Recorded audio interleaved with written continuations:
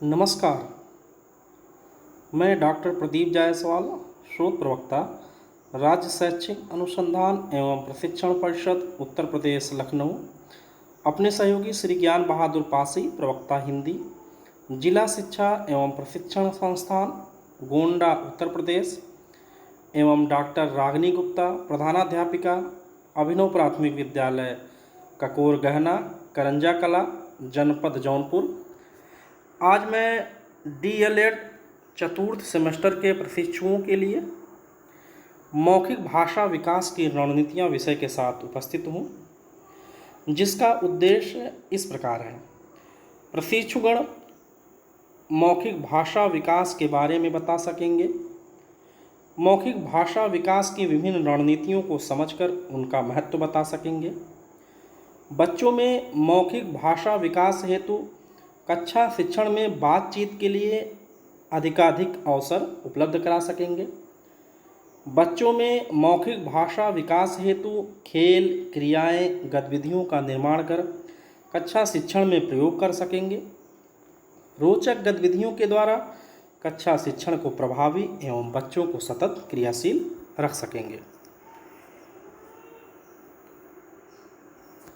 भाषा संप्रेषण की एक प्रक्रिया है जिससे हम अपने भावों, विचारों एवं अनुभवों को एक दूसरे के साथ साझा करते हैं।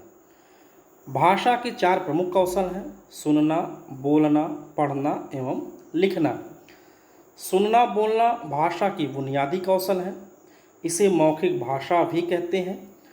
मौखिक भाषा भाषा सीखने की नींव है, जिस पर संपूर्ण भाषा का विकास आधारित है।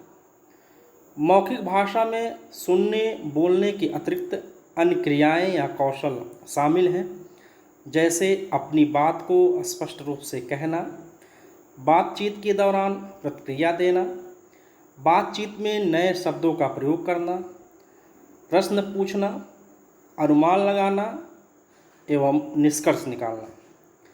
इन कौशलों के अतिरिक्त मौखिक भाषा में सोचना समझना भी शामिल होता है। मौखिक भाषा विकास हेतु भाषा की कक्षा में बच्चों को बातचीत के अधिकाधिक अवसर मिलने चाहिए। इस हेतु हम कुछ गतिविधियां या रणनीतियां अपनाते हैं।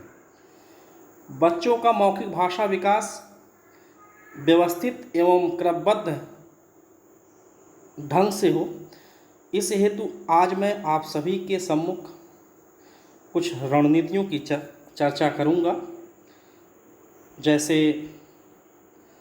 किसी चित्र पर चर्चा, कहानी सुनना और उस पर बातचीत, बच्चों के अनुभवों पर चर्चा, कविता पर कार्य करना या कहानी पर चर्चा। चित्र पर चर्चा बच्चों के लिए बातचीत के अवसर उपलब्ध कराने के लिए चित्र पर चर्चा उपयोगी माध्यम है। बच्चों को रंग बिरंगी आकर्षक चित्र बहुत पसंद होते हैं, विशेषकर ऐसे चित्र जिन्हें बच्चे अपने परिवेश या अपनी दुनिया से जोड़ सकें। चित्र में पशु पक्षी, नदी, पर्वत, बगीचा, झूला, गाड़ी, दुकान, मेला, रेलवे स्टेशन आदि का चित्र हो तो बच्चे उस चित्र के प्रति अधिक आकर्षित होते हैं। चित्र चयन करते समय हमें इन बिंदुओं पर ध्यान देना चाहिए। उपयुक्त बातों या बिंदुओं को ध्यान में रखकर हम चित्र को स्वयं भी बना सकते हैं। चित्र बनाते समय हमें विशेष ध्यान रखना चाहिए कि चित्र रंगीन हो, बड़ा हो, स्पष्ट हो और आकर्षण हो तथा बच्चों के स्तर या परिवेश से जुड़ा हुआ हो। चित्र चर्चा का उद्देश्य बच्चों में विभिन्न भाषाई कौशलों का विकास करना होता है, जैसे चित्र में दिख रही वस्तुओं को ढूंढना, स्वयं के अनुभवों को जोड़ना, तर्क वितर्क करना, अनुमान लगाना, कल्पना करना, प्रश्न पूछना और पात्र की स्थिति का पता लगाना। इन कौशलों पर आधारित आप बच्चों से प्रश्न पूछकर उनका मौखिक भाषा विकास कर सकते हैं। प्रश्न पूछते समय हमें यह ध्यान रखना चाहिए कि प्रश्न का स्तर सरल से कठिन की ओर हो, और पहले तथ्य आधारित प्रश्न पूछें, फिर समझ आधारित प्रश्न पूछें, और उसके बाद उच्च स्तरीय कौशल वाले प्रश्न पूछे जा सकते हैं। जैसे इस चित्र में हम बच्चों से प्रश्न पूछ सकते हैं कि चित्र में क्या दिख रहा है, चित्र में लोग क्या कर रहे हैं, यह चित्र कहाँ का है। तो बच्चे बताएंगे कि यह किसी मेले का चित्र है। तो हम बच्चों से पूछ सकते हैं कि क्या आप भी कभी मेले में गए हैं, मेले में आपने क्या देखा है, इस चित्र में कितने बच्चे हैं, इस चित्र में बच्चा क्या खरीद रहा है, यानी तर्क आधारित प्रश्न। यहाँ पर बारिश आ जाए तो क्या होगा, यानी कल्पना आधारित प्रश्न। इस तरह से आप प्रश्न पूछकर बच्चों का मौखिक भाषा विकास सहजता से कर सकते हैं। तो आइए दूसरी रणनीति पर बातचीत करते हैं, बच्चों के अनुभवों पर चर्चा।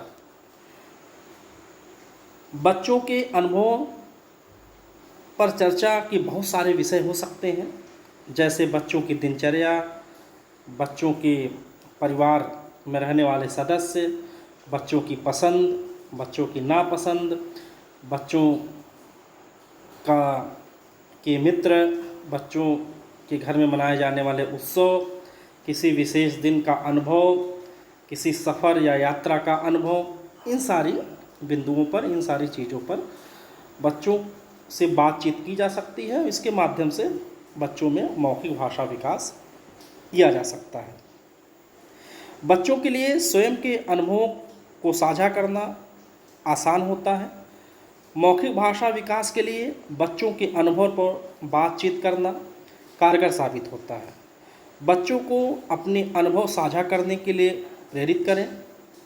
इससे बच्चों में अपनी बात को उत्साहपूर्वक कहने का आत्मविश्वास पैदा होता है तथा कक्षा में अपनी बात रखने के लिए सहजता महसूस करते हैं। साथ ही शिक्षकों के साथ बच्चे एक खास किस्म का जुड़ाव या लगाव महसूस करते हैं, क्योंकि ऐसा माना गया है कि बच्चे जिस शिक्षक को पसंद करते हैं उससे ज़्यादा सीखते हैं।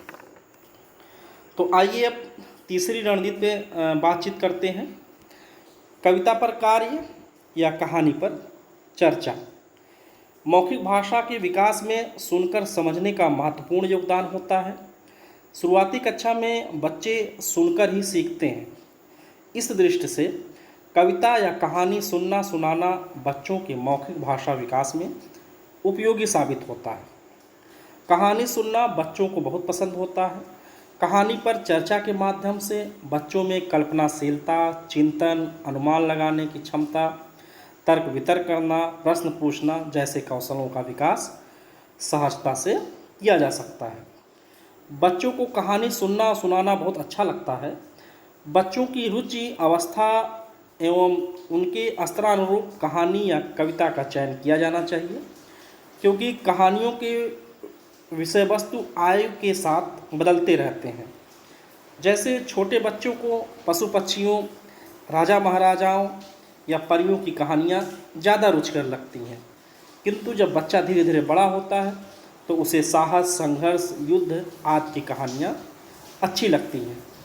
कहानियों का कथन या कथानक सरल हो, ऐसी कहानियों का चयन किया जाए जिन्हें बच्चे याद करके स्वयं सुना सकें।